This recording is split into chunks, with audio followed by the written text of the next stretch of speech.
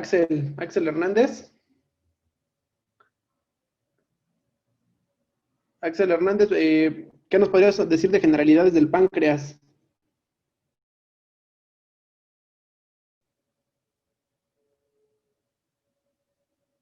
Ah, creo que no está. Bueno, Nico. Nico, ¿estás por ahí? Sí, doctor, buenas tardes o buenas Nicolás. noches. ¿Se escucha, doctor? Vamos a empezar. Sí, claro. Ok. ¿Puedes decir algunas generalidades del páncreas? Sí, doctor, el páncreas es un órgano retroperitoneal. A nivel embriológico se deriva de dos partes, un primario dorsal y un primario ventral, y ambos van a dar origen a dos distintos conductos, ¿verdad? Que sean el Wilson y el Santorini. Tiene 4 porciones. Tenemos la cabeza, de la cabeza se va a presentar el proceso unciforme. Tenemos el cuello, el cuerpo y la cola, doctor. Es un órgano que se encuentra en forma transversal en el abdomen, que va de derecha a izquierda, puede ser de anterior a posterior, si no me equivoco. Sí, claro, la anterior, posterior y en una posición oblicua, ¿no? Sí, doctor. Bueno, gracias, Nico. Vamos a empezar para avanzarle rápido. Y bueno, disculpen si me trabo un poquito, es la primera vez que utilizo Prezi, pero bueno, vamos a ver cómo va. Entonces, como vemos, el páncreas, pues en general, pues entre 75 y 125 gramos, mide de 10 a 20 centímetros, se sitúa, como ya lo había dicho Nicolás, todos sabemos que es retroperitoneo, justo anterior a la primera vértebra lumbar. Pues se va a dividir desde una perspectiva pues, anatómica en 4 partes, como ya lo hemos mencionado, Nico: la cabeza, el cuello, el cuerpo y la cola. Dentro de la cabeza vamos a tener lo que es el proceso uncinado. Entonces aquí tenemos esta imagen así, pues esquemática, pues, principalmente para ver cómo su anatómica: cuello, cuerpo y cola. Y pues más o menos sus relaciones, ¿no? Como sabemos, las principales relaciones van a ser con el duodeno, la cabeza, va a estar principalmente con la primera, segunda y tercera porción de duodeno. El cuello va a estar con las arterias mesentéricas, que va a ser donde se va en el cuello.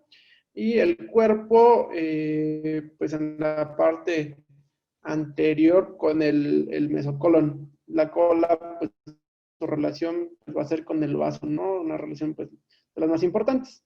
Muy bien. Como ya mencionaba Nicolás, la embriología pues es muy importante pues para ver las variaciones ductales. Como todos saben, pues el páncreas tiene su drenaje ductal a través del conducto pancreático principal o de Wilson.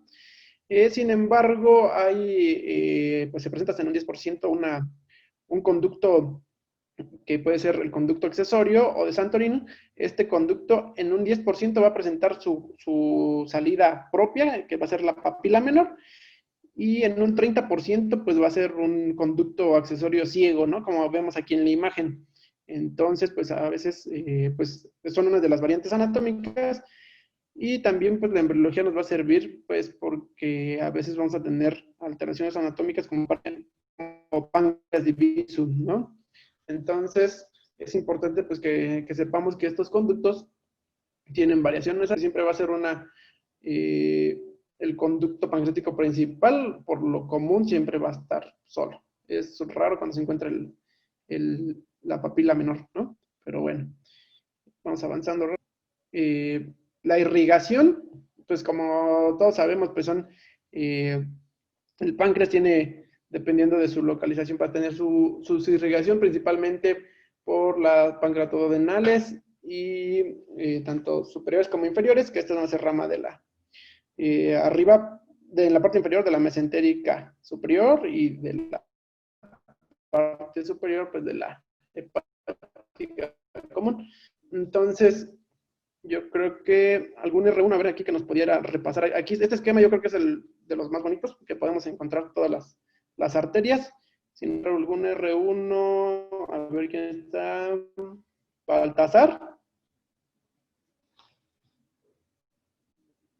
Baltasar, ¿estás ahí?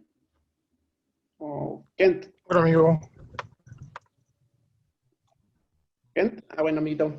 Mira, entonces ayúdanos aquí más o menos para que te vayas ubicando.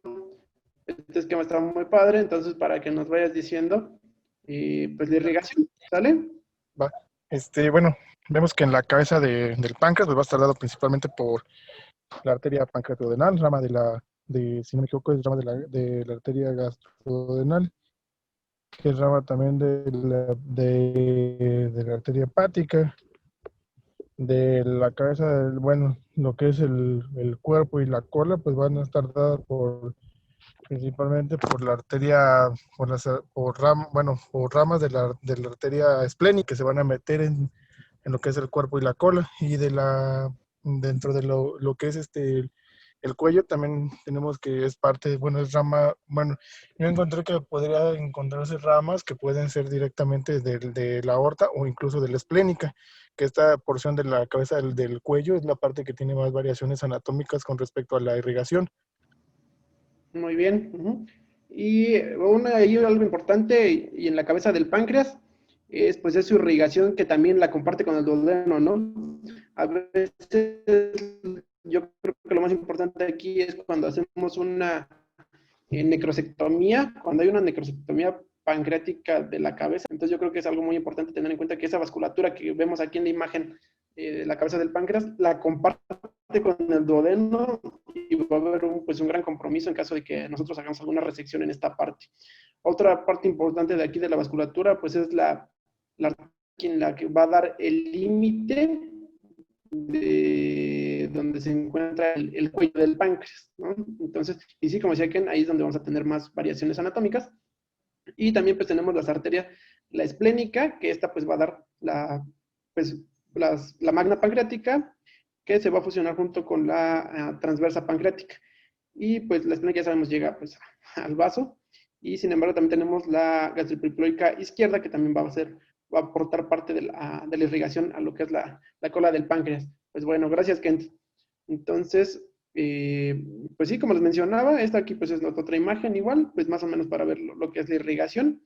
Hay que tener bien en cuenta, pues así como se ve aquí en esta imagen, las dos arterias, las pancreatodenales, va a haber superiores e inferiores, y asimismo va a haber anterior y posterior, ¿no? Entonces, esto siempre, pues es como una pregunta, así que, pues, ¿de dónde vienen las pancreatodenales superiores?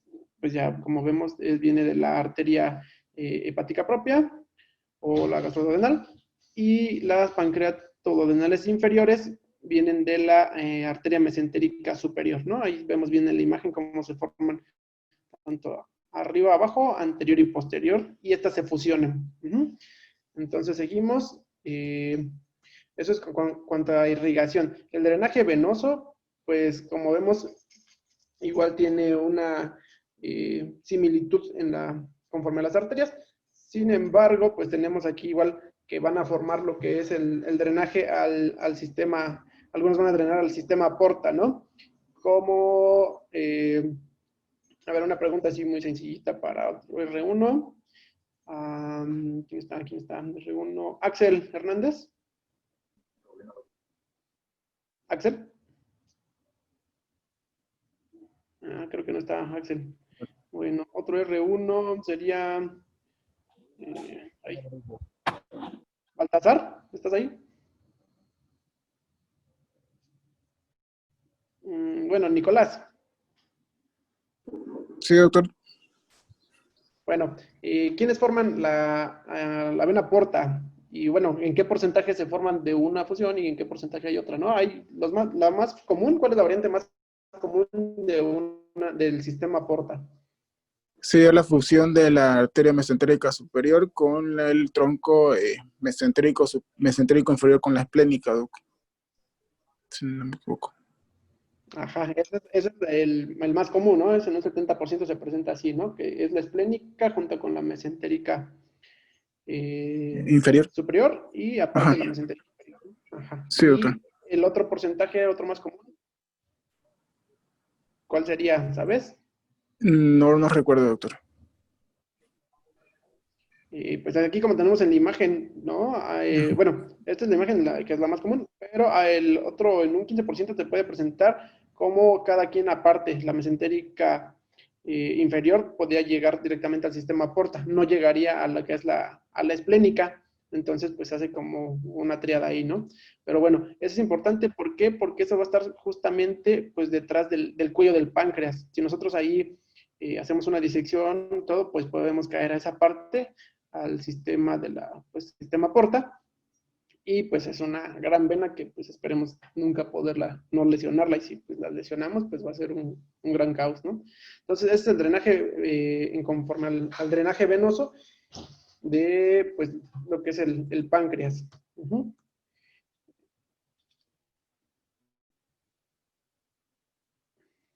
El sistema linfático pues igual, es difuso y diseminado, lo que explica pues la incidencia elevada de una metástasis a ganglios linfáticos y la recurrencia local pues, del cáncer del páncreas. Los linfáticos pancreáticos comunican asimismo con ganglios linfáticos en el mesocolon transverso, el mesenterio del yeyuno proximal y pues incluso pues hasta igual ganglios gástricos, ¿no? Entonces aquí como podemos ver en la imagen tenemos aquí las cadenas ganglionares. Tenemos desde los ganglios linfáticos celíaco, el ganglio linfático hepático, el ganglio linfático pilórico. Las metástasis, pues como sabemos bien, el cáncer de páncreas es uno de los más agresivos debido a, pues, a este drenaje linfático que es muy diseminado y muy difuso. Entonces, pues hay grandes cantidades de metástasis de acuerdo a estos ganglios. Comparte pues ganglios con duodeno, el cuerpo pues también ganglios linfáticos con el vaso, ganglios esplénicos, pues estos van a estar, pues como les mencionaba, pues difusos con otros órganos. Por eso es que el cáncer de páncreas pues es algo muy, pues muy complejo, ¿no? Entonces aquí vemos los principales cadenas ganglionares, como les habíamos mencionado, los esplénicos, los pancreáticos superiores, los celíacos, los gástricos izquierdos, los pilóricos, pancreatoduodenales, los aórticos y los nodos pancreáticos inferiores, ¿no? Entonces son como que esas cadenas ganglionares las principales. Las principales pues son 8 cadenas ganglionares. La inervación, el páncreas, pues como sabemos, tiene una inervación simpática y parasimpática. La inervación, pues va a ser muy importante conforme a la parasimpática, porque pues va a tener las mismas fases de secreción que en el estómago, ¿no? Como lo sabíamos, pues ya hemos visto eso del estómago. Entonces, le vamos a preguntar a un R2, Sadit. Bueno, creo que no está Sadit. Axel.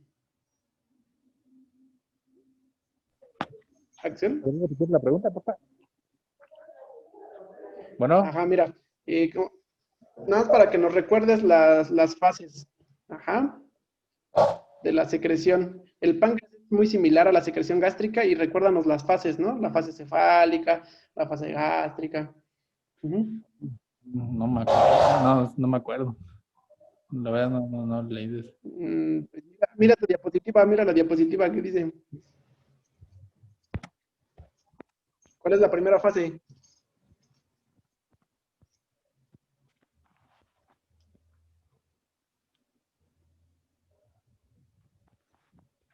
¿Sí estás viendo? Se trabó esta cosa. Sí, pero se trabó en donde dice irrigación. Ay, no puede ser. Bueno, entonces que nos ayude. ¿Quién más está? ¿Quién no está? Jaime. Jaime. A ver, yo les ayudo, ¿no? Creo que, a ver cómo me acuerdo. La primera fase sí es la fase cefálica, Ajá. que como dice ahí, ¿no? Justamente la responsable 20-25 de la secreción del jugo pancreático, en el caso del jugo gástrico, ¿no? Era de la otra, del estómago. La segunda fase es la fase gástrica, en el caso es igual aquí, ¿no? Fase gástrica. Exacto. Ajá. Y hay una tercera, pero no me acuerdo. Sí, hay una tercera, ¿no?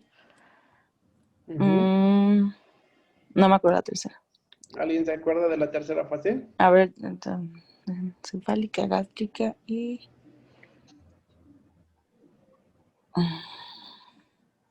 ¿Qué sigue después? La cabeza, el estómago, y luego del estómago, ¿qué sigue? Bueno. ¿Una fase duodenal? No.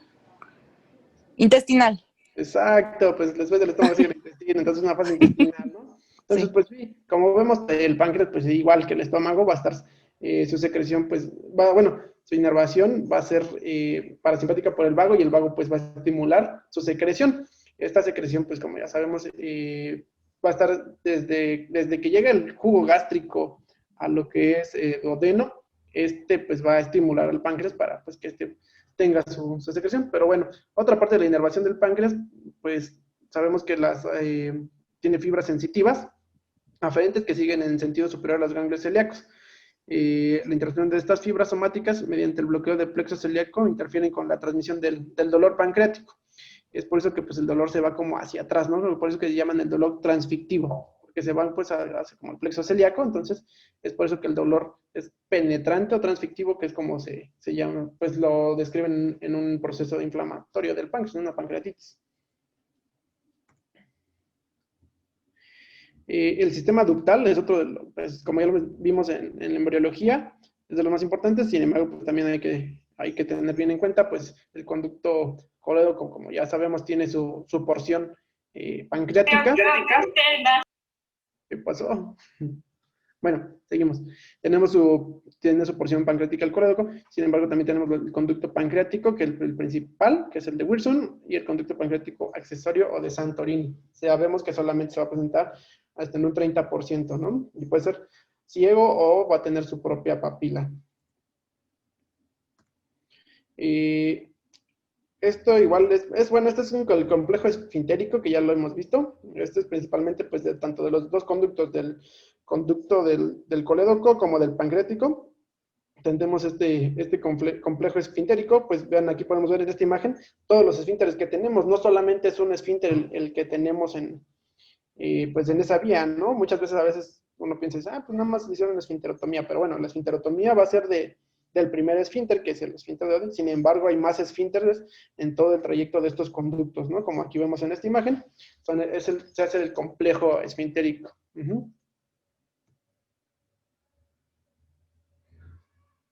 La fisiología, pues igual, así vamos a dar generalidades. Pues sabemos que está compuesto el páncreas principalmente por células acinares en un 85% de la glándula y células pues, de los islotes, que es el 2%, ¿no? Que a veces siempre nos dicen el 2% del páncreas es endocrino, y todo lo demás es exócrino. Ajá. Pues estos van a ser embebidos en la matriz extracelular compleja, que supone el 10% de la glándula, y 3 a 4% de la glándula está formada pues, por el sistema ductal. Entonces tenemos aquí el páncreas exócrino y páncreas endocrino. El páncreas endocrino ya sabemos que es solamente del 1 al 2%, sabemos que son las hormonas y va a estar principalmente formado por los islotes de Langerhans y estos pues van a vertir su contenido pues a la circulación portal. Y el páncreas exocrino, que es el que nos va a interesar, que va a vertir su contenido pues principalmente a los ductos pancreáticos y estos al intestino, va a representar el 98% del volumen del páncreas. Su unidad funcional pues van a ser los acinos pancreáticos. Los productos pues van a ser pues todo el conjunto de enzimas que este posee. Ahorita los vamos a ir describiendo cada una de ellas y pues viendo sus características. Aquí vamos a ver los islotes de Langerhans, que son en el páncreas endocrino, que sabemos es el 2%. Aquí los islotes, pues principalmente, ¿qué células son las que predominan aquí? Son las células beta, ¿no? Que ya sabemos son las productoras de insulina, péptido C, GABA y APP. Ajá. Las células alfa, pues producen glucagón, 35% se encuentran. Células delta, somatostatina, menos de un 10%. Las células épsilon, que son grelina, 3%. Y células F, que son el péptido pancreático. Algo que yo estaba leyendo actualmente que están utilizando, que están viendo que las células beta pueden ser regeneradas completamente. Estuve leyendo que las células alfa pueden convertirse en células beta por estimulaciones neuroendocrinas. Eso es lo que están viendo en estudios de pacientes que se les hacen bypass o cirugías bariátricas. Y por eso es que a veces este tipo de cirugías, como no sé si checaron ahorita que estábamos en la plática de cirugía bariátrica, pues ahorita pues lo que está de moda es de que la cirugía bariátrica está curando la diabetes, ¿no? Entonces hay estudios donde pues han demostrado que las células alfa se pueden convertir en células beta y pues así tener nuevamente células beta que produzcan insulina en el páncreas y por lo tanto pues lo están llamando como una regeneración pancreática. ¿Vale? Vamos a ver las enzimas pancreáticas, eso ya es en el páncreas exocrino, que es, acuérdense, el 85%. Vamos a tener diferentes enzimas, pues todas estas se van a estar en su forma inactiva. Como sabemos, cuando se activan a veces forman, pues es una parte de la fisiopatología de la pancreatitis, una activación intrínseca de las enzimas pancreáticas. Entonces, tenemos que las enzimas para degradar carbohidratos, aquí como menciona, pues es la amilasa. Sustrato ya sabemos que es el almidón, el glucógeno, y su producto final, pues glucosa, maltosa, maltitrosa y dextrinas. Otra de las enzimas endopeptidasas, de las más importantes, va a ser el tripsinógeno, en su forma inactiva, y llega la enterotoxina y se forma en tripsina, que es la forma activa. Tanto tripsinógeno como quimitripsinógeno, proelastasas, todas estas van a degradar principalmente a proteínas, ¿no? Entonces ya sabemos que las proteínas pues, son aminoácidos, entonces van a degradar los aminoácidos, van a quedarse en aminoácidos solos y dipéptidos, ¿no? Entonces esas son las enzimas tripsinógeno, quimiotripsinógeno y proelastasas. También vamos a ver exopeptidasas, procarbopeptidasa A y B y carboxipeptidasa. Ajá, desdoblan igual aminoácidos del extremo de cadenas peptídicas. Estas van a ser las que van a degradar las proteínas. Y las enzimas que degradan la grasa, pues vamos a encontrar a estas tres que son la lipasa pancreática activa, fosfolipasa A2 inactiva y colesterol esterasa. Estas tres enzimas van a degenerar las grasas, principalmente la lipasa, triglicéridos, fosfolipasa y lípidos neutros, y los van a degradar hasta quedar cadenas de ácidos grasos monoglicéridos, ¿no? Para que pues ya puedan después entrar al sistema porta. Tenemos los productos peptídicos de los islotes pancreáticos, pues estos son a nivel endocrino, en la parte endocrina del páncreas. Las células beta, pues ya sabemos, ¿no? Insulina. Células alfa, glucagón. Células delta, somatostatina. Células PP, polipéptido pancreático. Las células beta, pues igual amilasa, igual a beta va a ser pancreastatina, y las epsilon que van a ser la grelina, ¿no? Que va a ser disminuye la liberación y acción de la insulina. Todo esto, pues estas tablitas se le están en el Schwartz, pues principalmente son sus características de estas mismas. Entonces, este es como un esquema que encontré en el Savington, es así como que un resumen de la fisiología de la secreción de las enzimas pancreáticas, que pues va a estar dada principalmente por estimulación del jugo gástrico, ¿no? La presencia de péptidos y ácidos grasos procedentes del alimento va a desencadenar la liberación de la colecistoquinina, y esta va a inducir la liberación de enzimas pancreáticas a la luz duodenal. Por el contrario, las células S localizadas en el duodeno liberan secretina en respuesta a la acidificación del duodeno, y la secretina induce la secreción de bicarbonato en las células pancreáticas hacia el duodeno. Ajá. Entonces, pues eso sería así como un repaso rápido de la anatomía y fisiología. Ahorita les voy a hablar sobre pancreatitis, que ya es como tal una patología. Como sabemos, es un tema que ya la mayoría yo creo que hemos estudiado varias veces desde la carrera. Sin embargo, pues siempre hay cosas nuevas, hay cosas que han cambiado, hay cosas que tenemos todavía dudas y hay cosas en controversia. Entonces, ¿dónde está Karen? Para que comparta yo otra pantalla, ¿cómo le hago? ¿Mande, doctor? ¿Cómo le hago para compartir otra pantalla? O sea, si lo hace en su computadora, vemos lo que haga en su computadora. Ah, sí. Ah, pues, Sí. Bueno, y aquí es donde me voy.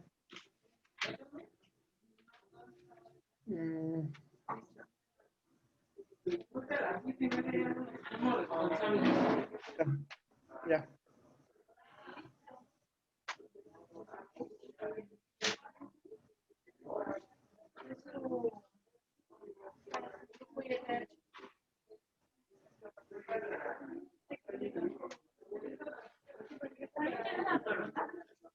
¿Ya se ve? Sí, ya se ve, doctor. Nada, sí, creo que sí está presente. Sí, sí está presentando ya. Sí.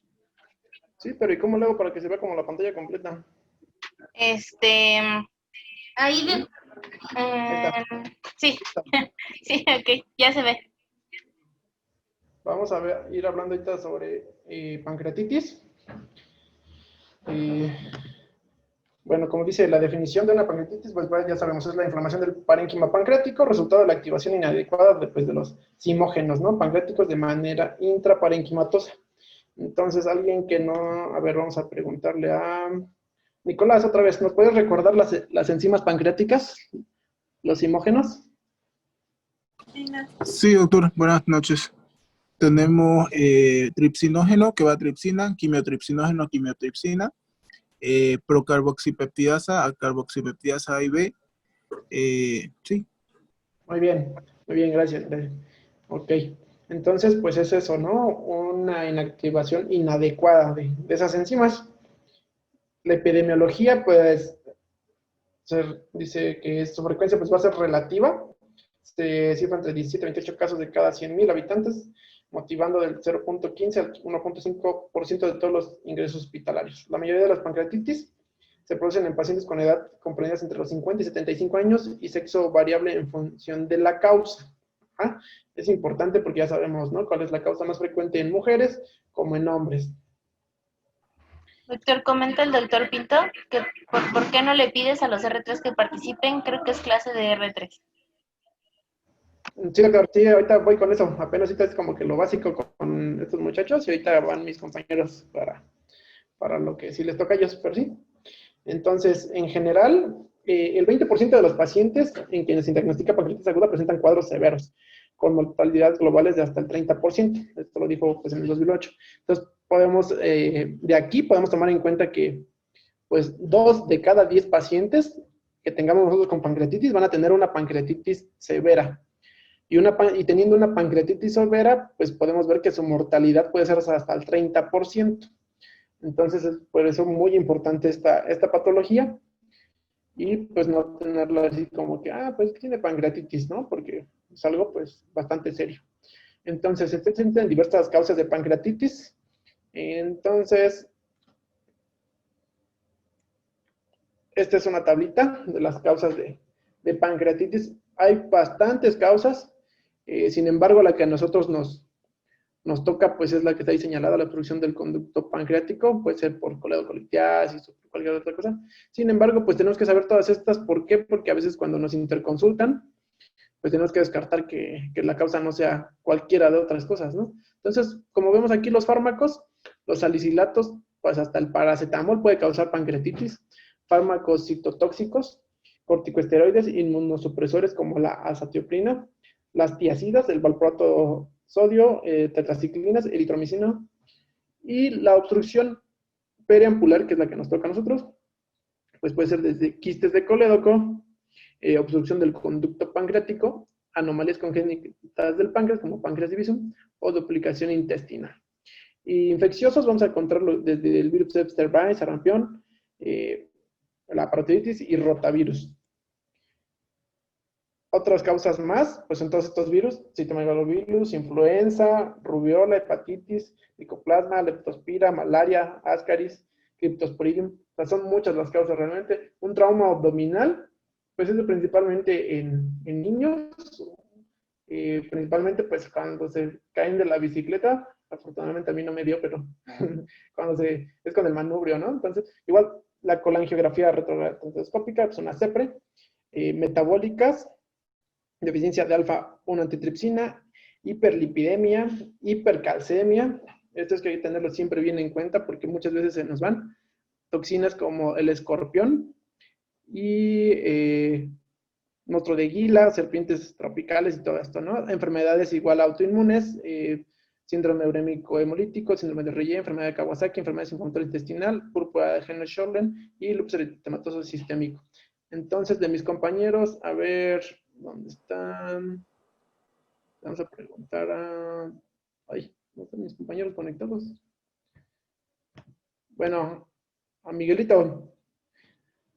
Amiguito, de la causa, como vemos, la Una CEPRE es causa de pancreatitis. ¿En qué porcentaje se presenta la pancreatitis post-CEPRE?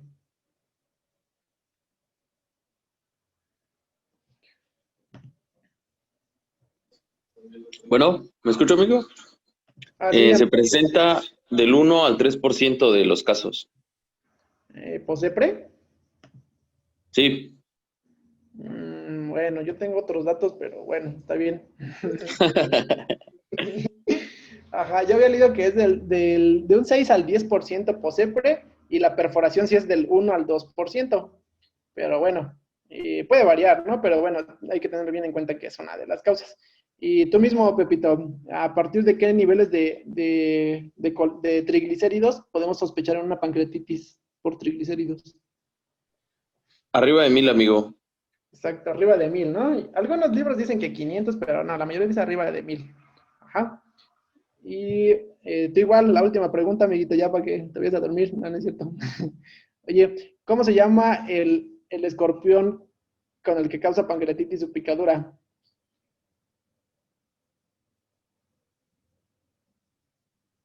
¿Pepe? No, ese sí ni idea, amigo. Ese está muy difícil, sí, yo tampoco lo sabía. A mí me lo preguntaron una vez, pero se llama Tinnitus trinitatus. Es un escorpión, supuestamente, que, de hecho, pues creo que aquí ni hay. Pero bueno, nada más es para un dato curioso ahí. Entonces vamos a continuar.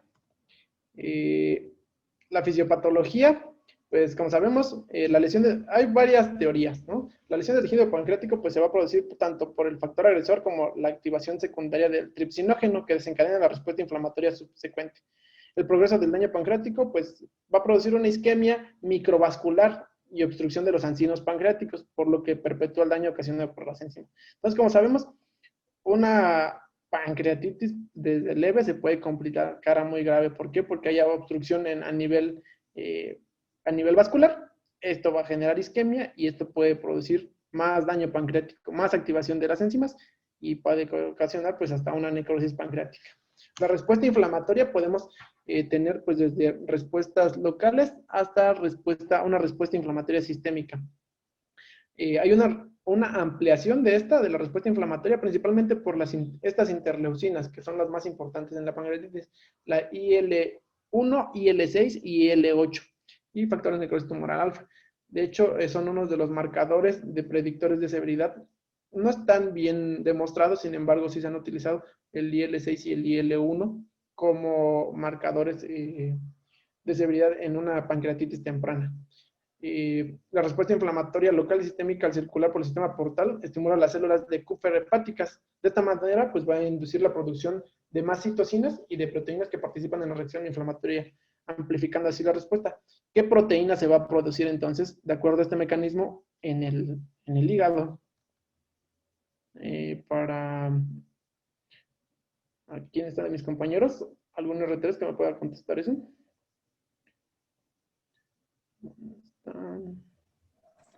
¿Qué tal, Doc? Pues sería la PCR, ¿no?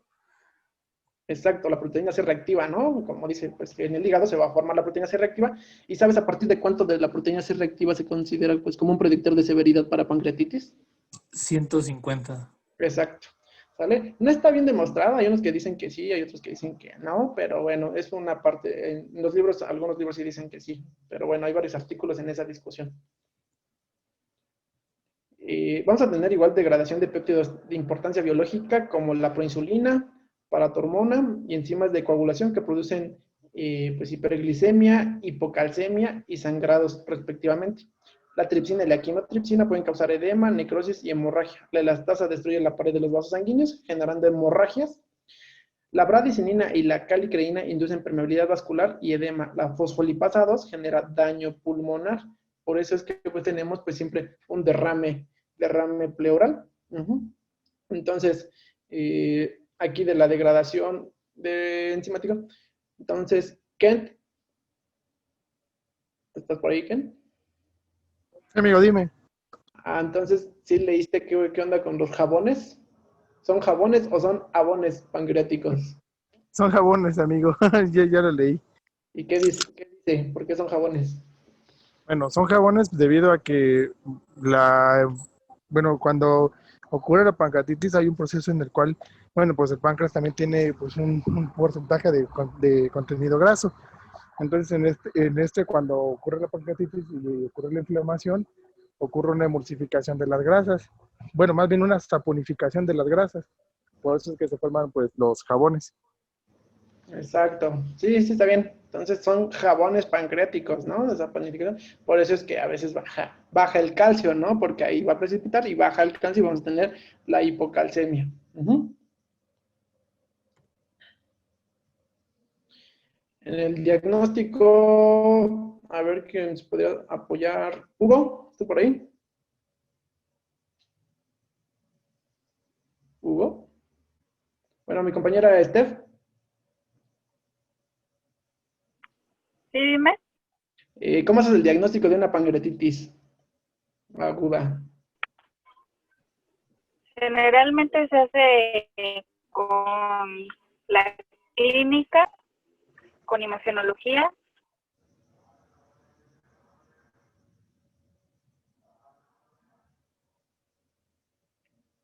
¿Y qué más?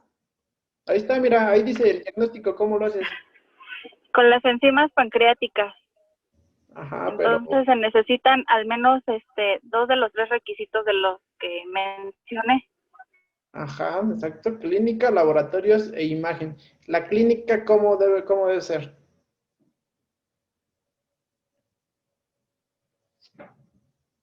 ¿Cómo te van a referir la clínica de una pancreatitis, Anita?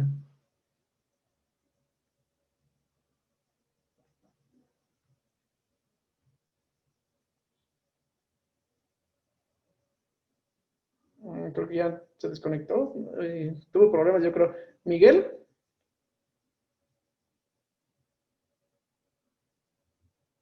¿Miguelito?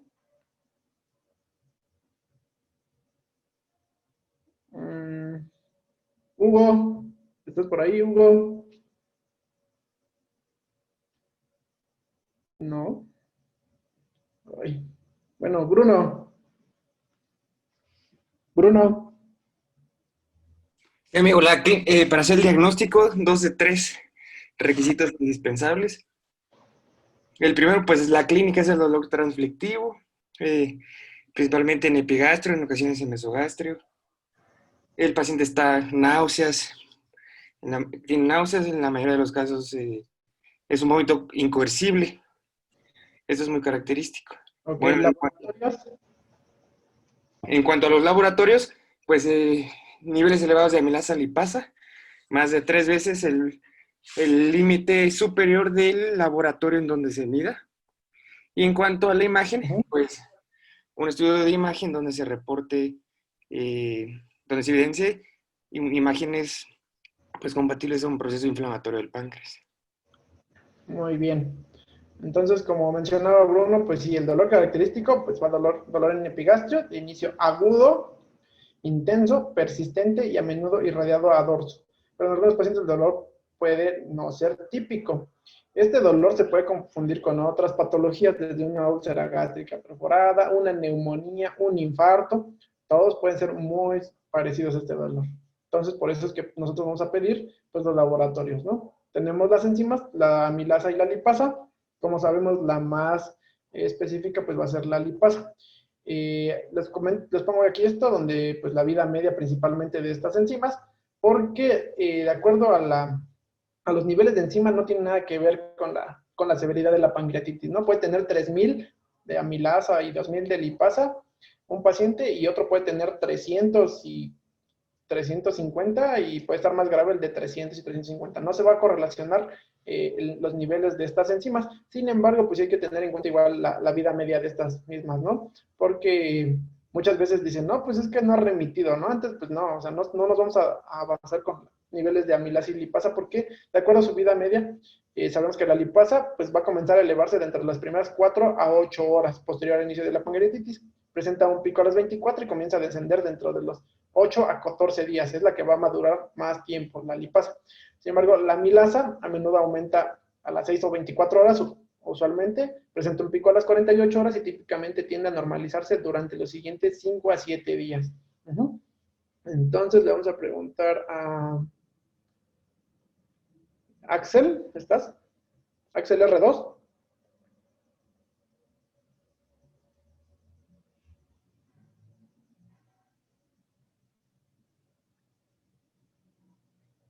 Creo que no. Bueno, Steph.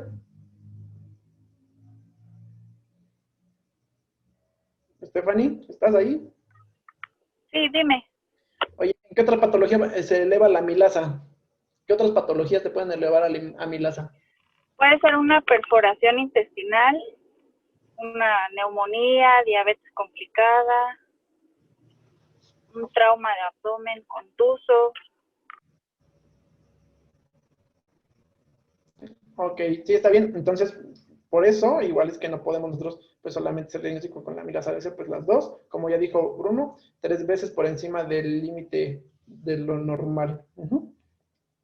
Eso conforme a laboratorios. Y conforme imagen, pues en la práctica cotidiana, la ecografía es el estudio inicial más utilizado. Este es un estudio inicial, pero para ver la causa, no para ver la pancreatitis. Como hay que tener bien claro que el ultrasonido es muy difícilmente que pueda valorar el páncreas. En algunas ocasiones se puede valorar, sin embargo, no siempre puede ser valorable el páncreas por ultrasonido, por lo que el estudio de elección pues va a ser una tomografía. Sin embargo, no a todo paciente con pancreatitis se le pide tomografía. Ahorita vamos a ver por qué y cuándo sí le puedes pedir la tomografía y después de cuánto tiempo. Porque si nosotros tenemos un paciente que acaba de tener pancreatitis ahorita en las primeras 6 horas, le hacemos la tomografía, no va a salir nada, no va a haber cambios todavía. La tomografía va a ser computada y la resonancia magnética usualmente son necesarias para establecer el diagnóstico de pancreatitis. Cuando existe duda, ¿no? Cuando existe duda diagnóstica, ahí sí lo vamos a utilizar y se tiene que realizar en las 48 o 72 horas después de haber iniciado el cuadro. Si nosotros lo realizamos al principio, pues no se va a ver absolutamente nada. Y pues el ultrasonido solamente es para pues ver la causa. Entonces tenemos esos son los criterios diagnósticos para lo que es una pancreatitis. La clasificación, aquí hay varias clasificaciones, hay que aprender a clasificarlas y de acuerdo a esto, pues igual va a ser su manejo. Tenemos entonces que gran cantidad de score han sido diseñados, validados y puestos a prueba durante las últimas décadas, sin embargo, persisten la inconsistencia y la falla de un consenso. Entonces, la vamos a clasificar primero por el tiempo. Vamos a tener 2 fases, una fase temprana y una fase tardía. La fase temprana va a ser principalmente la primera semana, los primeros 100 días, y se toma en cuenta desde el primer día que inició los síntomas, no en cuanto llega al hospital, es cuando iniciaron los síntomas. A veces pacientes llegan después de 3 o 5 días después de que les dolía la panza, pero vamos a tomar en cuenta desde cuando empezó el primer síntoma, ¿sale? Entonces eso sería una fase temprana. Una fase tardía sería después de los 7 días y puede durar semanas o incluso meses. Esta se va a caracterizar por la presencia de los datos sistémicos de inflamación o por la presencia de complicaciones locales. De modo que, por definición, la fase tardía ocurre solo en pacientes con pancreatitis moderada severa. Las complicaciones locales evolucionan durante esta fase y aunque el principal determinante de la severidad de la pancreatitis aguda sigue siendo el fallo orgánico persistente. Entonces, cuando tengamos una pancreatitis, ya sabemos, primero la clasificamos por tiempo, temprana o tardía. Luego la vamos a clasificar por severidad. Entonces, de mis compañeros, alguien que nos quiera ayudar con esto. ¿Dónde está Miguelito?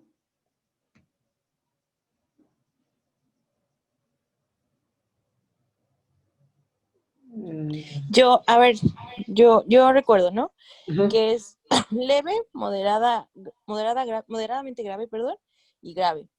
Y la leve es cuando hay ausencia de falla orgánica y hay complicaciones, de falla orgánica y complicaciones locales.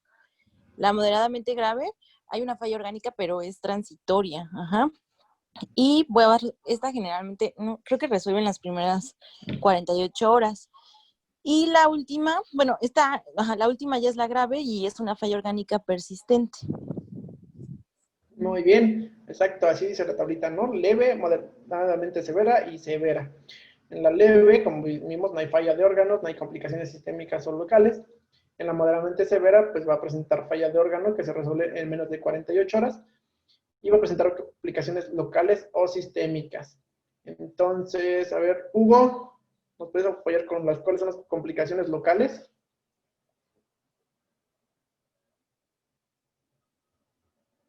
Hugo. Bueno, Sam. Sam. Doctor, ¿puedo participar? Sí, adelante, adelante. ¿Quién quiera ¿qué participar? pasó? Ya, es que me tardé en activar el micrófono. Ahorita pasa. Doc, dentro de las agudo de la pancreatitis se encuentran las colecciones intrapancreáticas y las peripancreáticas. Entonces, esas son complicaciones locales, ¿no? Estas, si resuelven antes de 48 horas, va a ser una moderadamente severa.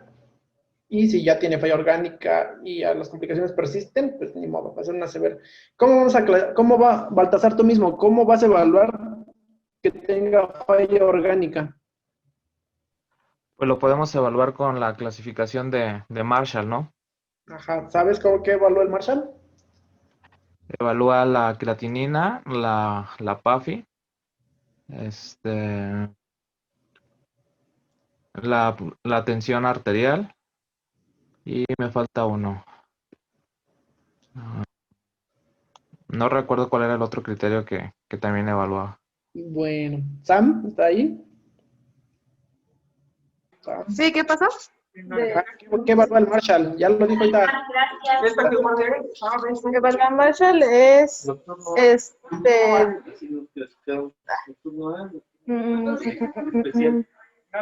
espérame, es que me agarró.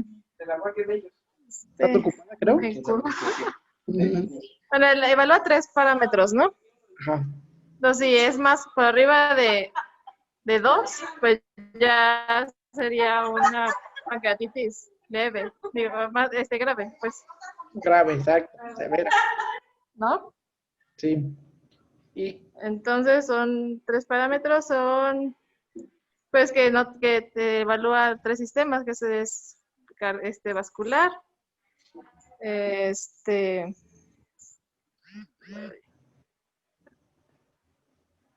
¿cuáles más? Sí, y renal, función renal y respiratoria. Ajá. Exacto, ¿no? Entonces, ahí que dice la creatinina, la PAFI y la tensión arterial sistólica. Y hay otra cosa que a veces nosotros no tomamos mucho en cuenta, se nos va. El pH, ¿no? Una gasometría hay que medir el pH en lo cardiovascular. Es muy importante porque muchas veces nada más vemos, respiratorio, renal, creatinina y cardiovascular, te da media y ya. Pero a veces no nos fijamos en el pH. Y aquí pues bien claro dice en la tablita de la clasificación de Marshall, pues dice que un pH menor a 7.3, pues ya te da 3 puntos. Y un pH menor a 7.2, pues ya son 4 puntos. Entonces, como bien dijiste, mayor a 2 puntos ya se clasifica como una falla orgánica, ¿no? Entonces, es por eso que siempre a todo paciente que llegue con pancreatitis hay que tomarle pues su gasometría, hay que pedirle sus laboratorios de la función renal y pues su presión, ¿no? Su TA. Y de acuerdo a eso, pues nosotros vamos a poder clasificar si es una pancreatitis leve o una pancreatitis severa. Listo. Entonces, eso fue conforme a la severidad. A la morfología va a haber 2, la edematosis intersticial y la pancreatitis necrótica. Entonces, la pancreatitis edematosa intersticial, casi siempre todos en el piso siempre le ponen pancreatitis aguda, edematosa intersticial, fase temprana, leve, ¿no? Entonces, hay que ver pues bien cuál es. ¿Por qué? La pancreatitis edematosa intersticial casi siempre nosotros la damos como por default, siempre y cuando no tenga complicaciones, ¿no? Aquí, como dice, la inflamación aguda del parénquima pancreático y tejido peripancreático, pero sin tejido necrótico reconocible. A veces nosotros lo dejábamos por default porque no sabemos eso, porque no le hacemos una tomografía al paciente. Entonces, si nosotros no sospechamos que tengan una necrosis, no tenemos una tomografía, lo dejamos como una pancreatitis edematosa intersticial. Sin embargo, si tenemos ya una pancreatitis con una tomografía y nos reporta ya tejido necrótico o alguna complicación, pues ya va a ser una pancreatitis necrotizante, ¿no? Que va a haber, ¿cómo vamos a ver en la tomografía? Pues una ausencia de la captación del medio de contraste en el parénquima pancreático y hay hallazgos de necrosis peripancreática.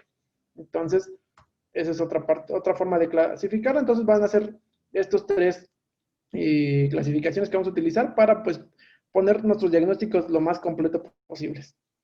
Entonces, la tomografía, vamos a tener un índice de severidad. El índice es el índice de severidad tomográfico, combina la clasificación de las alteraciones pancreáticas de Baltasar, que son la A, B, C, D y E, con el porcentaje de necrosis pancreática asignando un puntaje a cada grado. Ajá. Un valor superior a 3 puntos se ha demostrado una sensibilidad del 73-87% y una especificidad del 81-88% en el diagnóstico de pancreatitis severa. Entonces es muy importante pues conocer este índice de severidad. Entonces le voy a pedir que me ayude a Pepe, José Luis.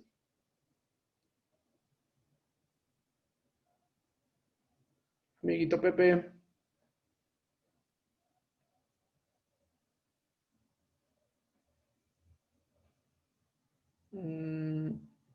Bueno. Pues yo lo describo.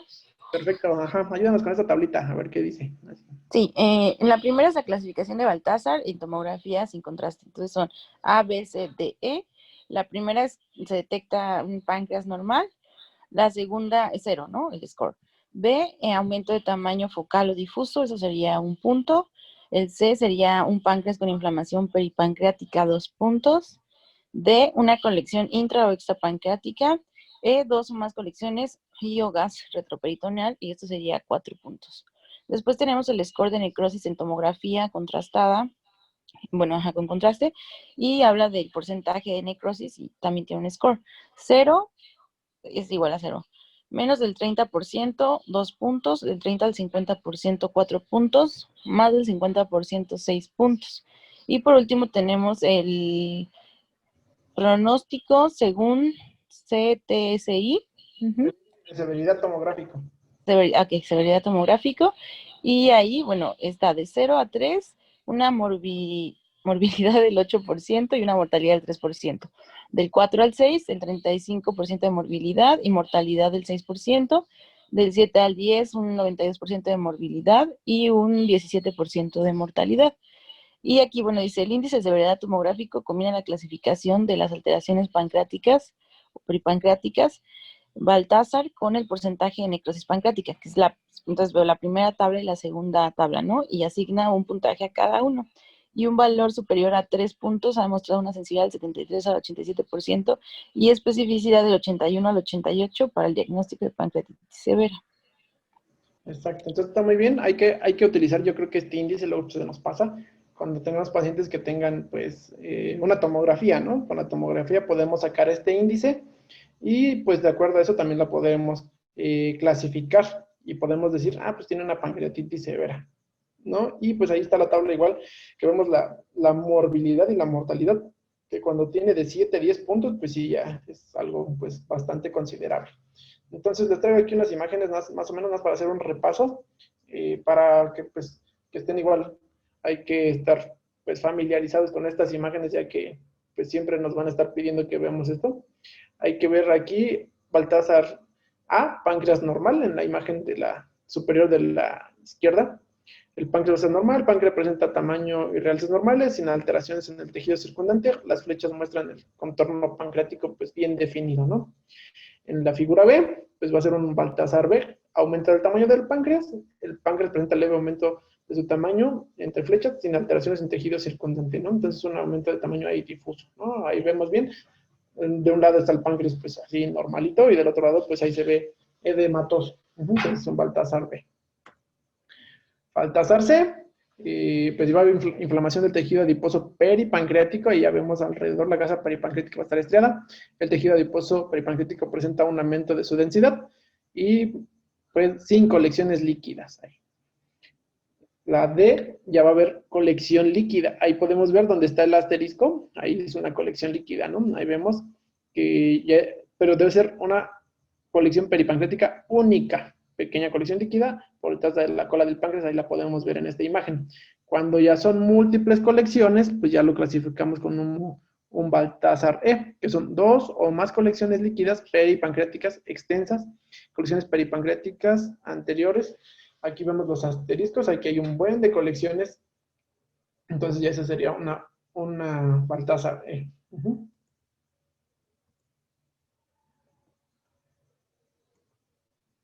Entonces, vamos a ver predictores de severidad de la pancreatitis. Las principales determinantes de mortalidad en el caso de una pancreatitis aguda, pues son el fallo persistente de órgano, ¿no? Que es la falla orgánica múltiple durante la primera semana y la necrosis pancreática infectada, pasando los 5 a 7 días del inicio del cuadro.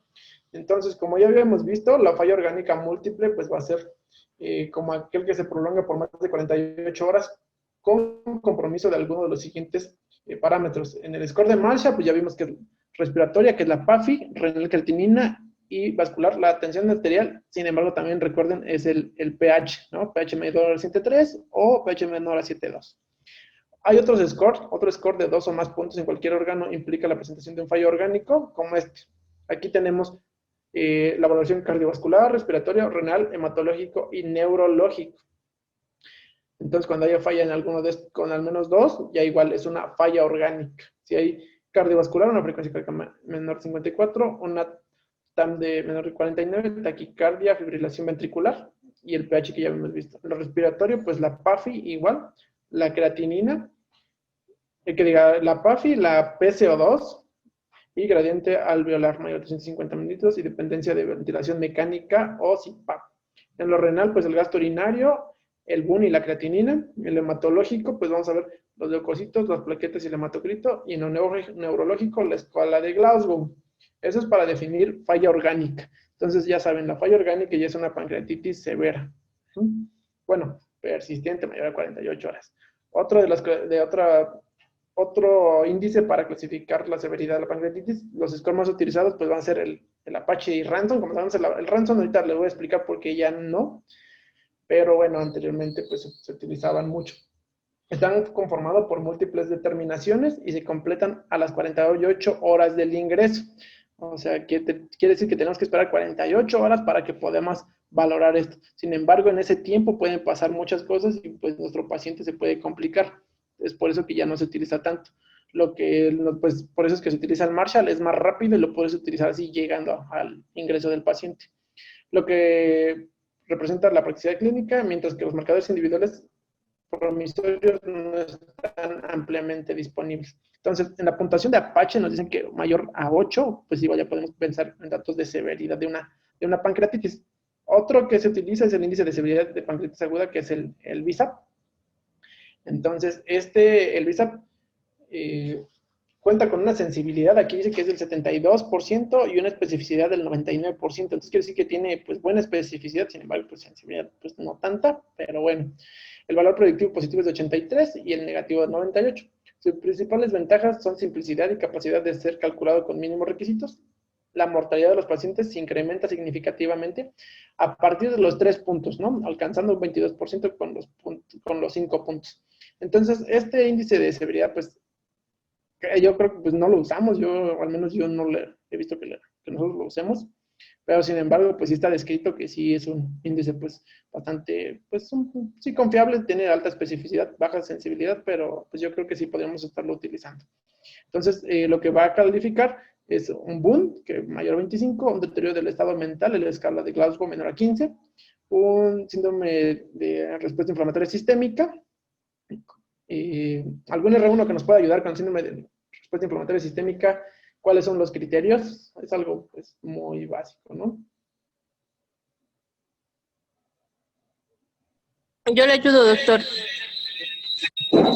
Es una temperatura menor a 36 grados o mayor a 38 grados, una frecuencia respiratoria mayor a 20, una frecuencia cardíaca mayor a 90 por minuto, leucocitosis mayor a 12.000 o leucopenia menor a 4.000 o una vandemia mayor al 10%.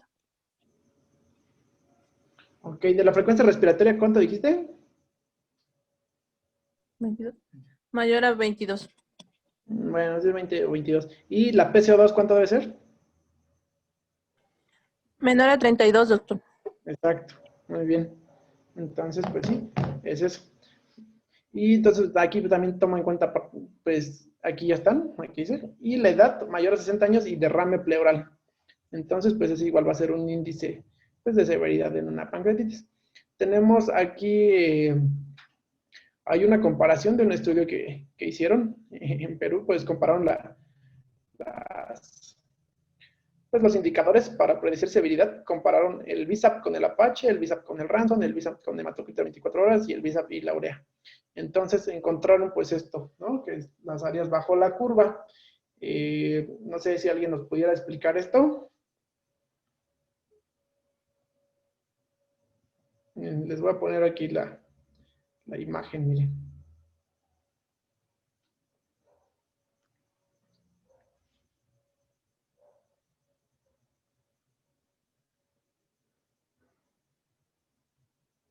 Amiguitos.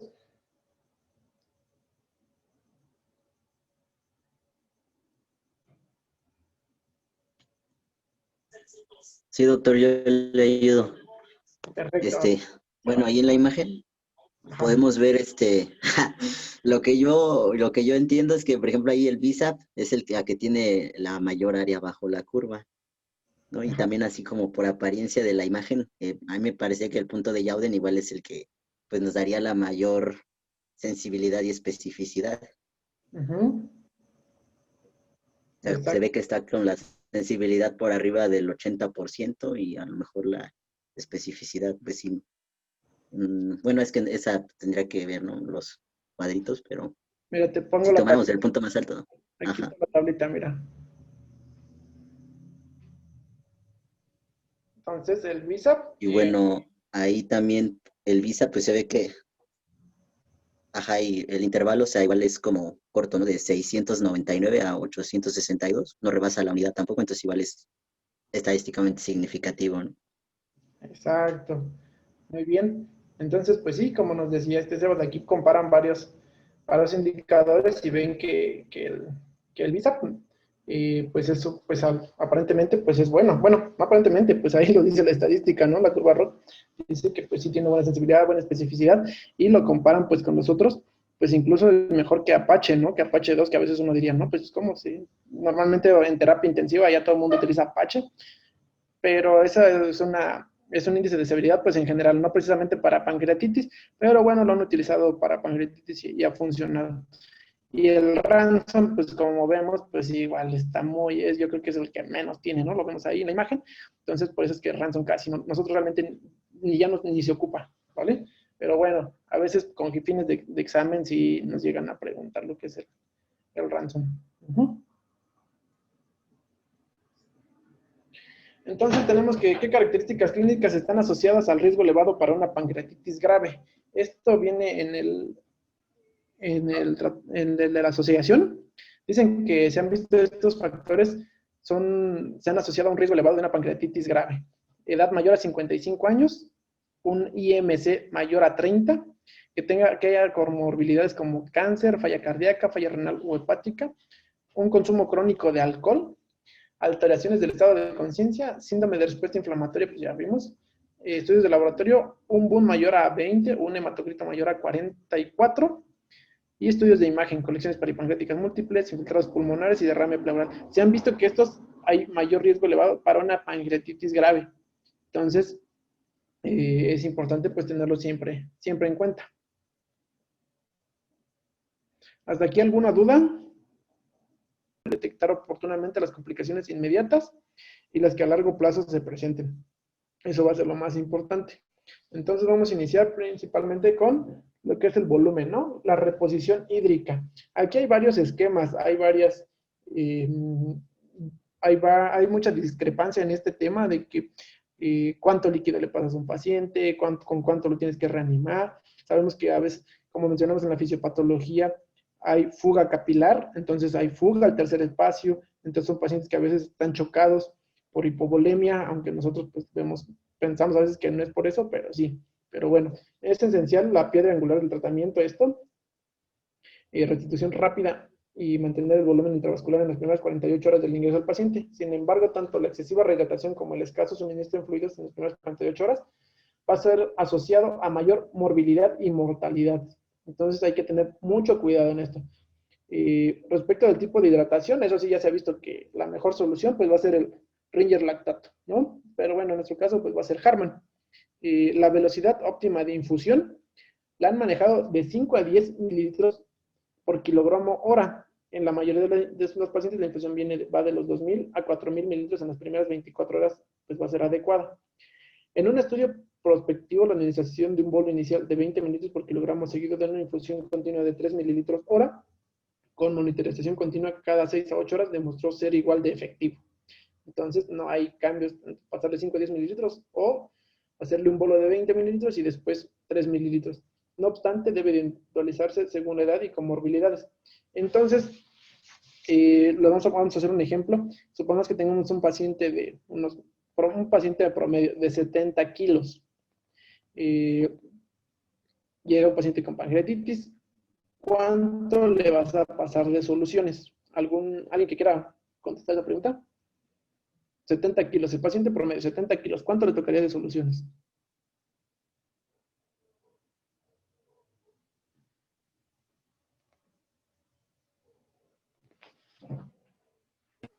¿Alguien que vaya a apoyar eso? Pues de acuerdo a tu tabla, le tocarían 700 en la primera hora, ¿no? Ajá. ¿Con cuál lo calculaste? ¿Con el de 3 o el de 5? Como 10, ahí 10 por hora por kilogramo. Uh-huh. Las primeras 24 horas. Ajá. Entonces, ¿cuánto le tocaría? Pesa 70 kilos. Por 10 son 700 mililitros. 700 mililitros por hora que le vas a pasar al paciente. Es un buen de soluciones. ¿Cuántas soluciones te vas a echar en 24 horas?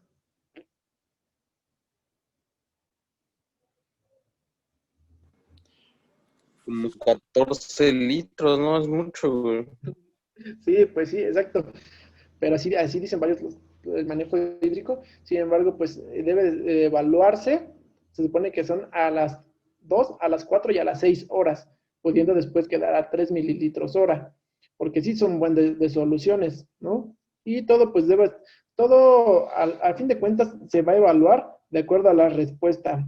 Mantener una TA adecuada, una TA perfusoria, tener pues ahorita les voy a poner los parámetros con los que vamos a evaluar esto, ¿vale?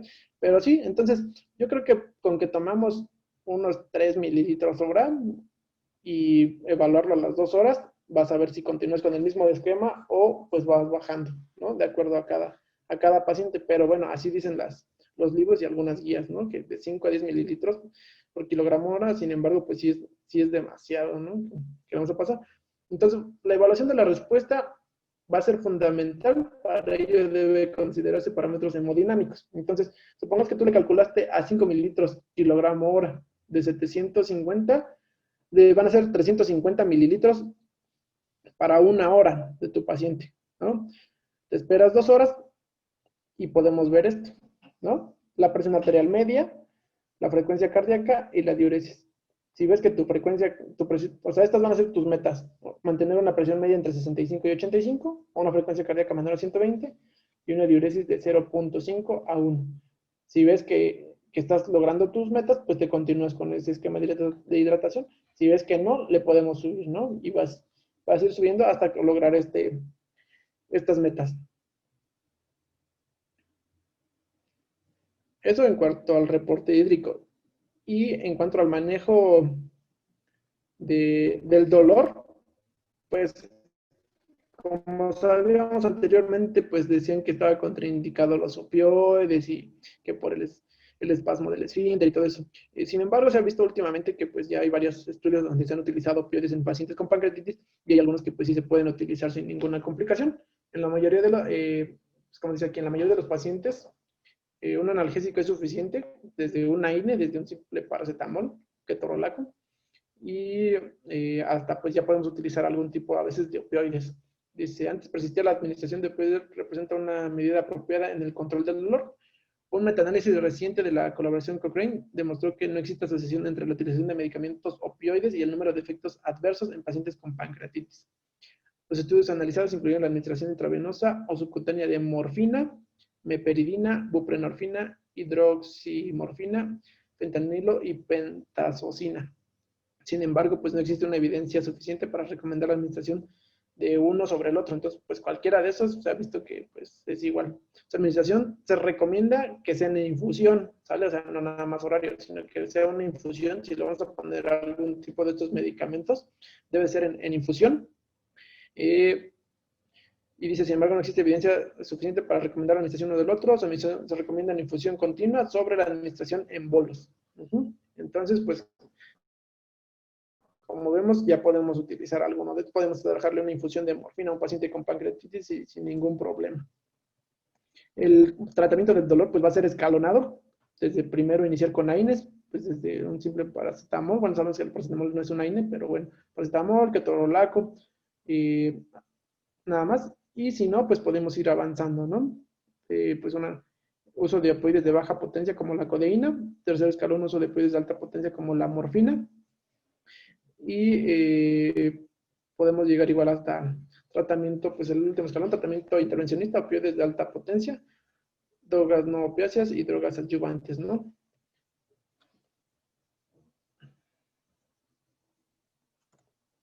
En cuanto a la nutrición, igual es algo que también hemos cambiado bastante ahí en el Hospital Juárez. Es algo que, pues ahorita que hemos ido a rotar a otros hospitales y que cuando vas a rotar a varios hospitales diferentes que no es el tuyo, te das cuenta que hay lugares que todavía tienen muchos, pues se siguen manejando con cosas que antes se hacían, ¿no? En cuanto a la nutrición, anteriormente, pues a todo paciente con pancreatitis, ¿qué es lo que hacían? Pues le colocaban su sonda nasogástrica y ayuno, ¿no? Eso era lo que ellos indicaban. Actualmente igual ya se ve que a estos pacientes también se les puede iniciar una dieta de manera temprana. La evidencia actual, pues no apoya el uso de profilaxis.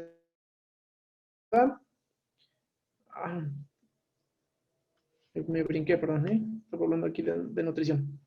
Entonces aquí, el ayuno prolongado, pues como ya sabemos, conlleva una atrofia de la mucosa intestinal y riesgo de translocación bacteriana. 3 estudios controlados con un total de 413 pacientes no mostraron un incremento de la tasa de complicaciones en pacientes alimentados de manera temprana. Es por eso pues, que ya se recomienda. En caso de pancreatitis leve o moderada, la vía oral podría iniciarse ante la ausencia de náusea, vómito o del dolor abdominal, que es lo que nos hacemos nosotros en un hospital. Si el paciente ya no le duele, si no tiene náusea, no tiene vómito, nosotros ahí pues, hemos visto que le damos, pues denle de comer. Entonces, no hay ningún problema.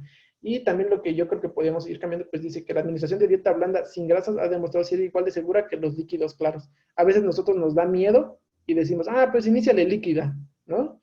Sin embargo, pues se ha visto que es igual de segura iniciar desde líquidos claros a una dieta blanda sin grasas. Entonces yo creo que podemos iniciar igual, podemos pues probar eso en el Juárez y a algún paciente que tengamos con pancreatitis que ya no tenga dolor, que no tenga náusea, no tenga vómito, podemos indicarle pues una dieta blanda pues sin grasas, ¿no? Y vemos, porque así dicen los estudios, ahí pues hay que hacerlo.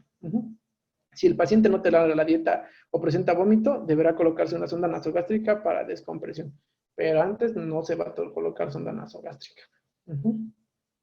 ¿Alguna duda o pregunta hasta aquí? Vamos a hacer un repaso así súper rápido de lo que vimos la vez pasada y vamos a terminar de dar esta presentación, ¿vale? Entonces, sabemos, vamos a preguntarle a mi compañero Pepito, nada más para hacer un repaso, dinos cuáles son los criterios para hacer el diagnóstico de pancreatitis.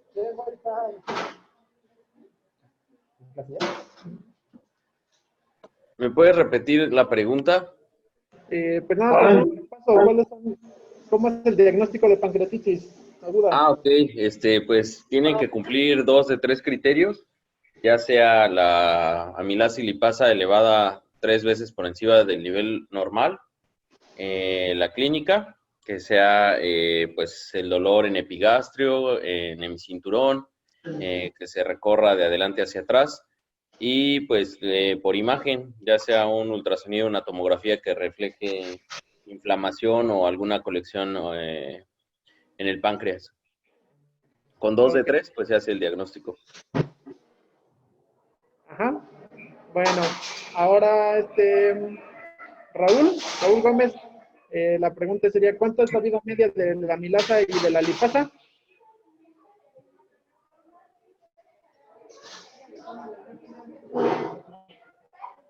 Raúl Gómez.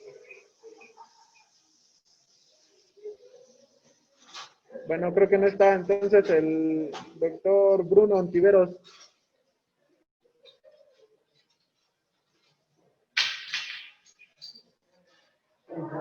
Bueno, tampoco está, entonces la doctora Stephanie Yasmín Barrios nos puede apoyar con la, pues, respondiendo a la pregunta de cuál es la vida media de la amilasa y de la lipasa.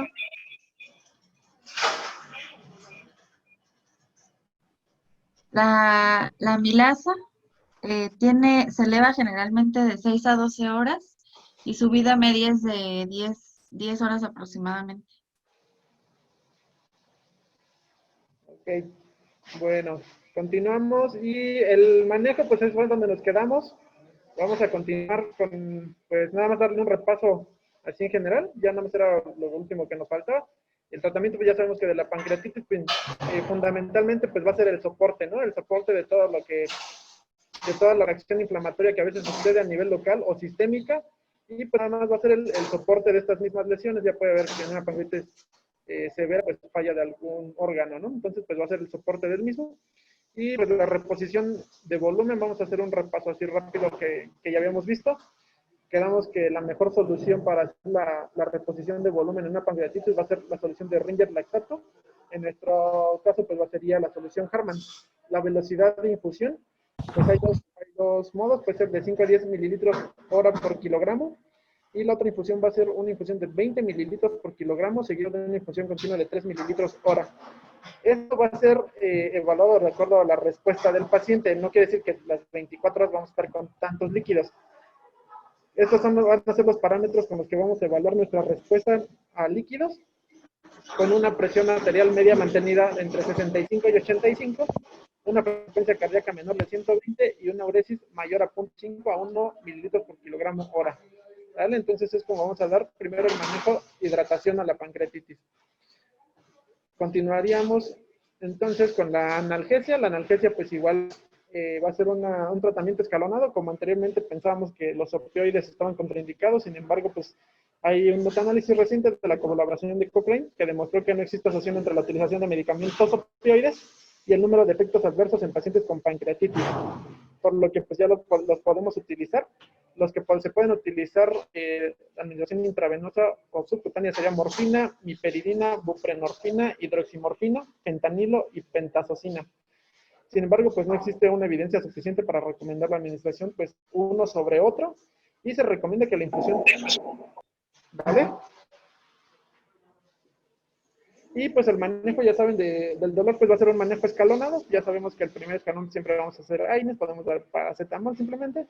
Segundo escalón podemos dar algún opioide, pues de baja potencia como la codeína. Tercer escalón, pues un opioide de alta potencia como morfina. Y el cuarto escalón, pues ya podemos dar un tratamiento intervencionista, un opioide de alta potencia, ¿no? O drogas adyuvantes. En cuanto el uso de antibiótico, pues solamente va a estar en ciertos casos indicado en una pancreatitis. No en toda pancreatitis realmente no debe de haber un tratamiento antibiótico profiláctico, eso pues no existe. Anteriormente se utilizaba para profilaxis de la infección de una necrosis pancreática, sin embargo pues se ha visto que no hay diferencia entre utilizar y no utilizar antibiótico profiláctico. Al contrario, se ha demostrado que el antibiótico profiláctico favorece la infección por hongos.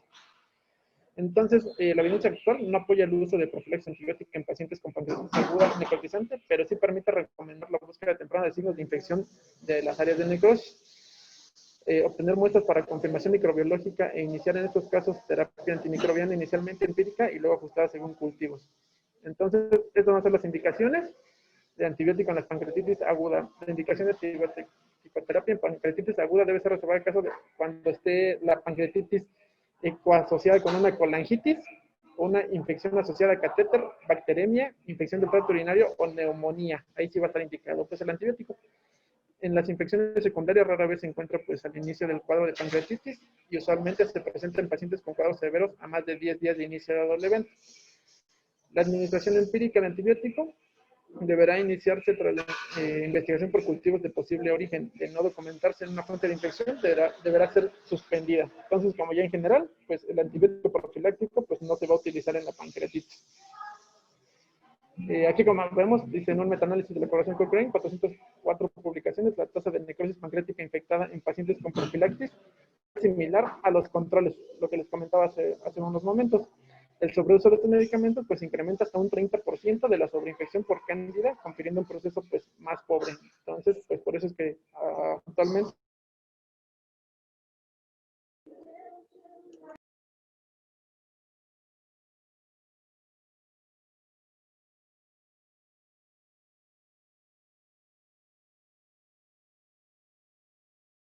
pues no se usa antibiótico profiláctico. Antibiótica, pues cuando la necrosis pancreática infectada debe de considerarse en pacientes con necrosis pancreática documentada. Ante la sospecha de una necrosis infectada es correcto iniciar la administración empírica de antibióticos. Se recomienda la obtención de material necrótico para terapia específica. Siempre se recomienda que ante una sospecha de una necrosis pancreática infectada debemos de tomar un cultivo de esta misma para identificar el germen y poder iniciar el tratamiento empírico, que ya sabemos que el tratamiento empírico son de primera línea va a ser las quinolonas más metronidazol y la segunda línea pues va a ser los carbapenémicos. Los agentes infecciosos principales en una necrosis infectada pues van a ser bacterias aerobias en un 35 al 55%, de las cuales las más comúnmente reportadas va a ser E. coli, Klebsiella, enterobacterias, y estas son las aerobias. Tenemos las gram positivos, que van a ser estafilococos y estreptococos, se van a presentar en el 35%, hongos se presentan en el 20-25%, condiciones cándidas, y anaerobios, que es lo menos frecuente, va a ser como bacteroides en el 8 al 15%. Los antibióticos, como les mencionaba, en caso de utilizarlos, estos van a ser los de primera línea, y algunos están quinolonas y metronidazol. Y segunda línea van a ser los carbapenémicos. Los que se han visto que tiene mayor... Oye, esa presentación como que luego se la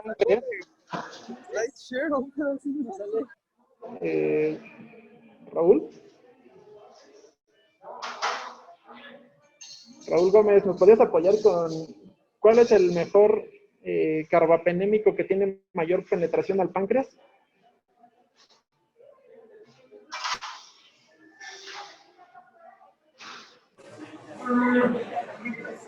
Si no me equivoco, amigo, es imipenem, ¿no? Exacto, muy bien. Y la mejor fluorquinolona con mayor penetración al páncreas, ¿cuál sería? ¿Levofloxacino? No, es ciprofloxacino, ¿vale? Entonces, esos son, como ya los mencionamos, esos son los que tienen mayor penetrancia al páncreas, y igual con metronidazol. Se ha visto que la mortalidad de tratamiento conservador permanece en un 23% contra el 54% de los pacientes sometidos a hibridación quirúrgica. La administración adecuada de antibiótico en pacientes con necrosis infectada ha demostrado ser superior al tratamiento quirúrgico. Entonces, por eso siempre vamos a utilizar primero pues, el tratamiento médico y antibióticos. Entonces, aquí tenemos una tablita de los antibióticos que tienen, de acuerdo a la penetración en el páncreas, y cuáles son, pues, son mejores, ¿no? Aquí dice grupo A, baja penetración, aminoglucósidos, ampicilina y cefalosporina. Grupo B, que es una penetración moderada, cefalosporinas de tercera generación y penicilinas de amplio espectro. Y el grupo C, que es la alta penetración en páncreas, pues como vimos, los carbapenémicos, que de este el mejor va a ser el imipenem, las quinolonas, que de este lo mejor va a ser el ciprofloxacino, y el metronidazol.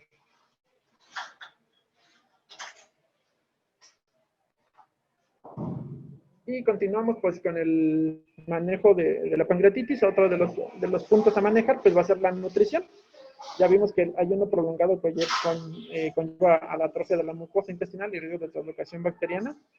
3 estudios controlados con un total de 413 pacientes no mostraron un incremento de la tasa de complicaciones en pacientes alimentados de manera temprana. Anteriormente pues veíamos que la nutrición enteral, bueno, sabemos que es mejor la nutrición enteral que la nutrición parenteral, ¿vale? Debido a las complicaciones, tiene mayores complicaciones la nutrición parenteral, pero sin embargo cada una tiene sus indicaciones. Dice que en una pancreatitis leve a moderada, la vía oral podrá iniciarse ante la ausencia de náuseas, vómito y la mejoría del dolor. y nos indican que podemos iniciar con una dieta blanda, no es necesario iniciar con líquidos. Normalmente eso es lo que hacemos nosotros cuando vemos que ya mejora el paciente, que ya no tiene dolor, no tiene náusea y vómito, le damos líquidos, pero pues aquí lo que nos dicen que podemos darle dieta blanda sin grasas, pues iniciando luego la vía oral. Entonces tenemos que la nutrición enteral total pues se va a utilizar cuando la alimentación por vía oral no es adecuada, tolerada. Puede ser con una colocación de una sonda nasogástrica o nasoyunal en el 90% de los pacientes. La alimentación enteral, ya sea polimérica o a base de oligoelementos, se prefiere sobre la alimentación parenteral, ya que presentan los siguientes beneficios. Pues estos son como en general: disminución de la tasa de infección, disminución de la estancia intrahospitalaria y disminución de la necesidad de tratamiento quirúrgico. Menos complicaciones metabólicas, es más barata y menos tasa de mortalidad. Esta se recomienda que la administración pues sea continua, contra la administración fraccionada en bolos, que luego lo dejan en quintos, ¿no? Entonces aquí se recomienda que sea una infusión continua. Y pues, ¿cuál es la indicación de la alimentación parenteral en pacientes con pancreatitis aguda? Pues aquí dice que la nutrición parenteral total debe reservarse a aquellos pacientes que presentarán complicaciones de alimentación enteral o que no cumplan con los requerimientos nutricionales mínimos. Se recomienda considerar su uso después de intentar la alimentación enteral por 5 días. Ya sabemos que las guías nos dicen que el paciente que va a estar en ayuno por más de 5 o 7 días es una indicación para NPT. La administración prolongada de NPT, pues sabemos que sus complicaciones, hay riesgo de infección del catéter, hay hiperglicemias, disfunción de la red intestinal, atrofia de la mucosa, de las vellosidades intestinales y pues todas las complicaciones que puede estar conllevar. Entonces, pues eso sería el manejo de acuerdo a este es como un resumen de cómo es el manejo de acuerdo a la alimentación en la pancreatitis. En una pancreatitis aguda leve, podemos iniciar la alimentación vía oral 24-48 horas. Esta, pues dependiendo cuando veamos que haya remitido, que ya no tenga dolor, que no tenga náusea, que no tenga vómito, le podemos iniciar. Y esta puede ser una dieta sólida, baja en grasas, rica en carbohidratos, ¿vale? En una pancreatitis leve. En una pancreatitis moderada, igual se prefiere la vía oral. En caso de no poder iniciar 3 a 4 días, se recomienda iniciar por sonda nasogástrica la nutrición enteral. En una pancreatitis grave, va a ser igual por sonda nasogástrica, una nutrición enteral se va a intentar. La fórmula va a ser la polimérica o semielemental y tipo de vía gástrica o fórmula de infusión continua.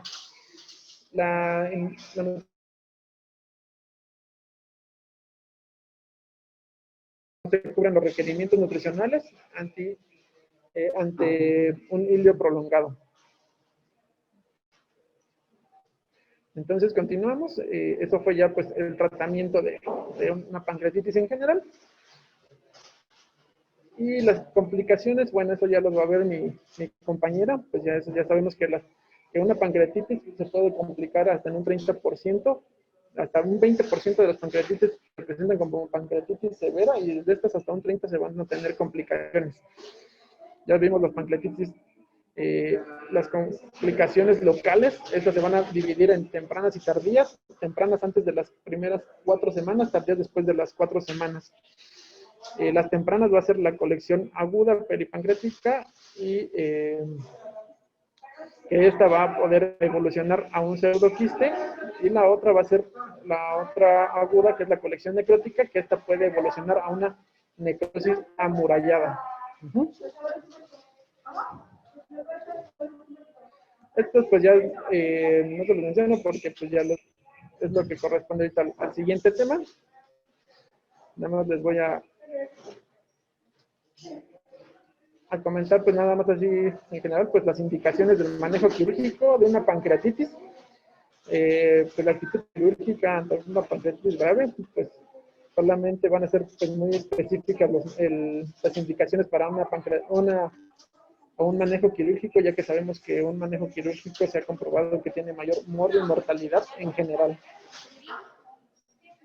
Tratamiento en una necrosis infectada, pues el tratamiento ya sabemos, va a ser escalonado, ¿no? Como lo dice el estudio del Step-Up Approach, dice que es un tratamiento escalonado de acuerdo a como si esta necrosis está infectada, ¿no?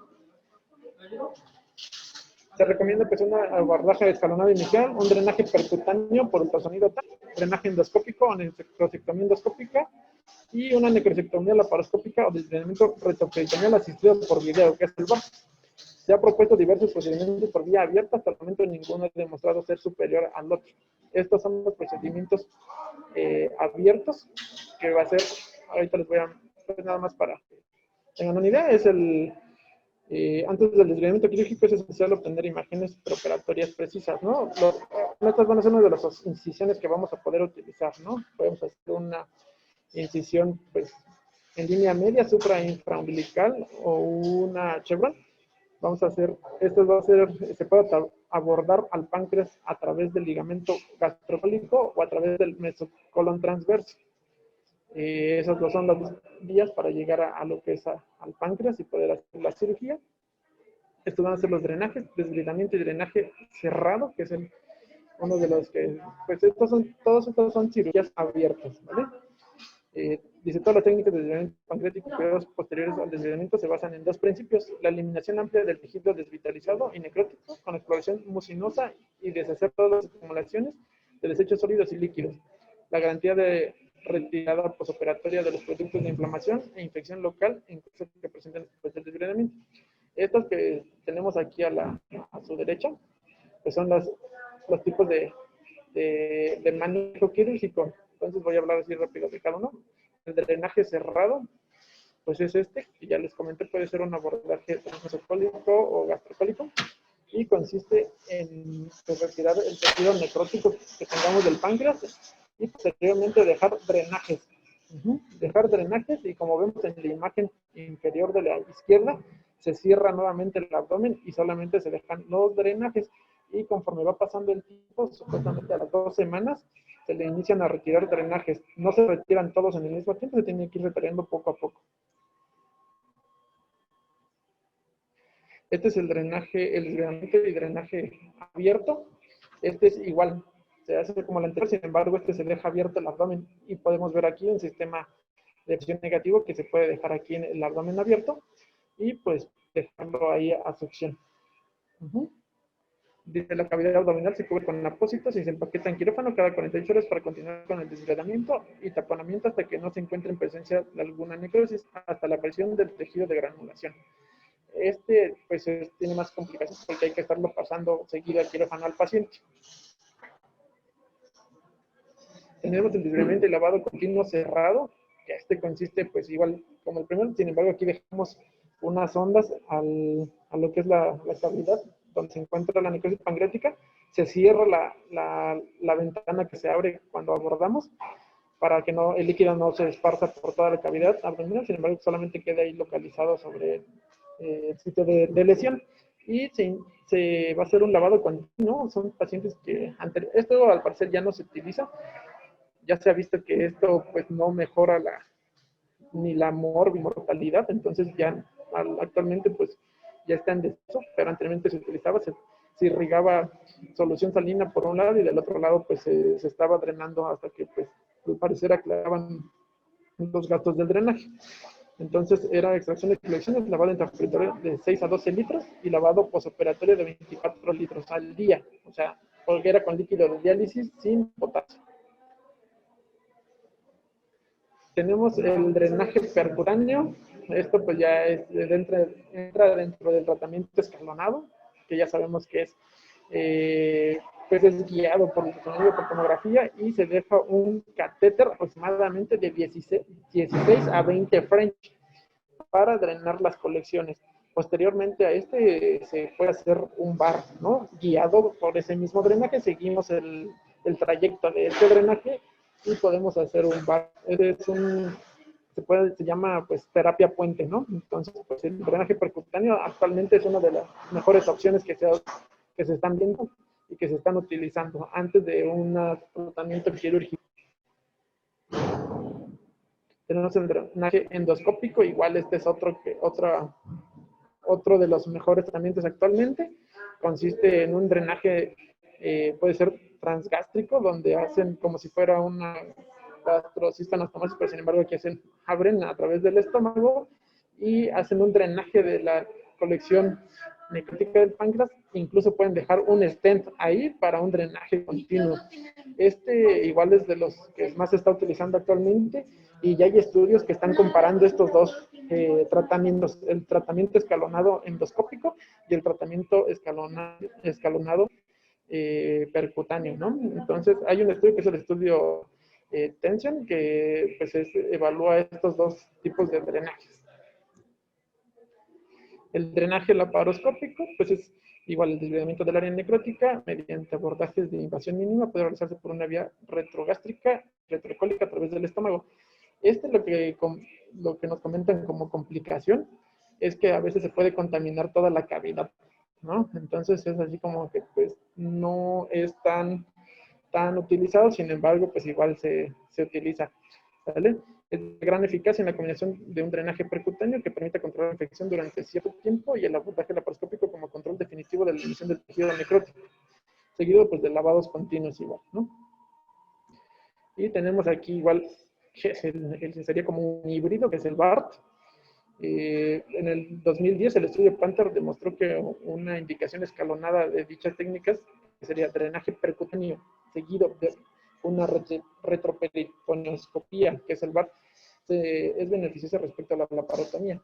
Posteriormente el estudio Tension, como les mencionaba, concluyó que el abordaje endoscópico es superior al BART, logrando menor morbilidad, costes y estancias hospitalarias.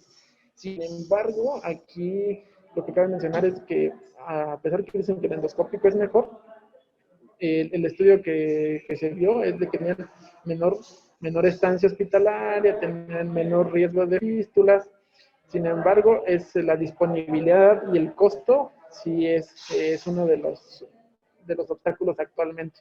Entonces, pues sí sigue como todavía hay una controversia de estos dos tipos de manejo, ¿vale?